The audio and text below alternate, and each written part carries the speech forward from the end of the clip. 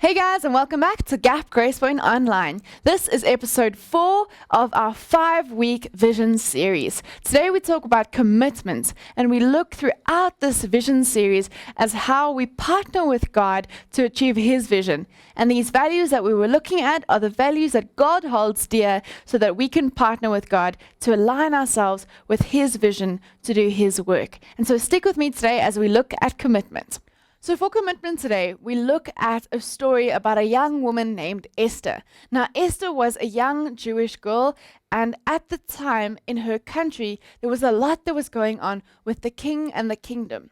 So firstly, our story starts out at a great banquet that this king was holding. His name was King Xerxes, and at this banquet, he had this most beautiful queen. And he wanted her to come so that he could show her off to all the officials that were there. But the queen didn't want to be paraded, and so she refused to come.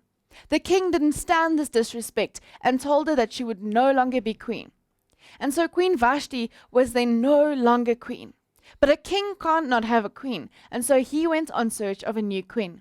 Very soon this kind of contest started, and Esther was one of the young women that was brought to the palace where the king would then pick his new queen from these young women. Because she was so beautiful, Queen Esther found favor with the person that was looking after the young woman, and he then treated her in a special way. But she made sure not to draw attention to her nationality, because she was a Jew, and the others were not. And so the Jews were often persecuted in that time, so she kept her nationality quiet. When it was Esther's turn to go to the king, he saw her, and because she was so beautiful, immediately picked her, and she became Queen Esther. One night, Esther's cousin, Mordecai, was sitting at the king's gate and heard two of the guards speaking about their plot to kill King Xerxes. Mordecai then went and told Esther about this plot, and she then went and told the king and saved his life. Then later there was this man called Haman, and he did not like Mordecai, because Mordecai refused to bow down to Haman, who was the highest of all the nobles. When he found out that Mordecai was a Jew, he had a plan to assassinate him as well as all the Jews of that country. And so Haman convinced King Xerxes to kill all the Jews as they stood in opposition to the king's rule. The king agreed to this and then set a date for all the Jews to be killed. Mordecai later tells Esther about this plot to kill all the Jews, and Esther takes a chance, therefore inviting the king to a special banquet as well as Haman. She also instructed the Jewish people to fast with her for 3 days and nights so that she would have God's special protection when the king came to her. The night before the banquet, the king couldn't sleep, and so he read the book of the history of his country, and in that he was reminded of the fact that Mordecai once saved his life.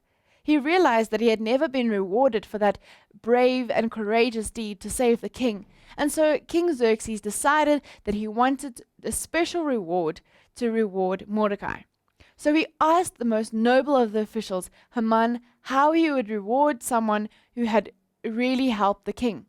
Haman thought that the king was talking about him, and so gave him this elaborate way of rewarding him.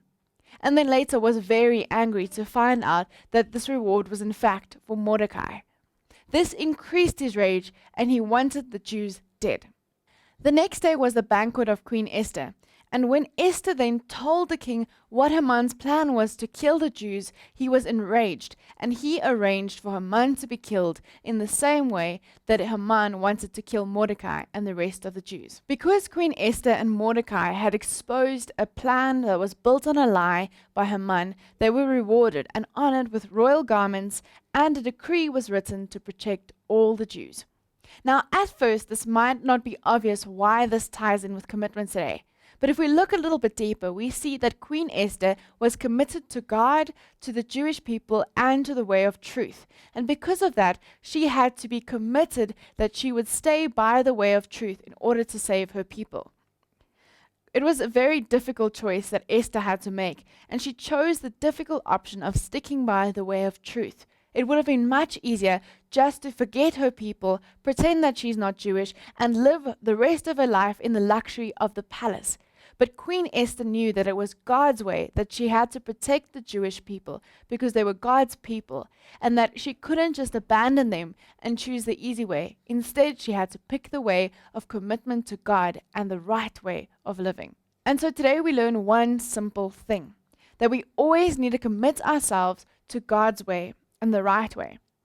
Today we look at Psalm 37, which says this: "Don't worry about the wicked or envy those that do wrong, for they are like grass and will soon fade away. Like spring flowers, they will soon wither.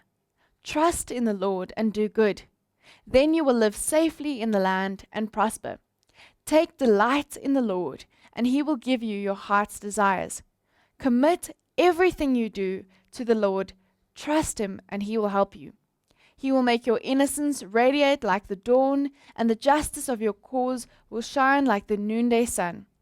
Be still in the presence of the Lord and wait patiently for him to act. Don't worry about evil people who prosper or fret about their wicked schemes. Stop being angry. Turn from your rage. Do not lose your temper. It only leads to harm. For the wicked will be destroyed, but those who trust in the Lord will possess the land."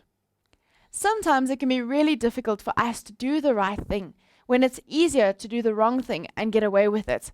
And sometimes we see people that do bad things seem to prosper, seem to have good things happen to them. And we wonder, how does that work?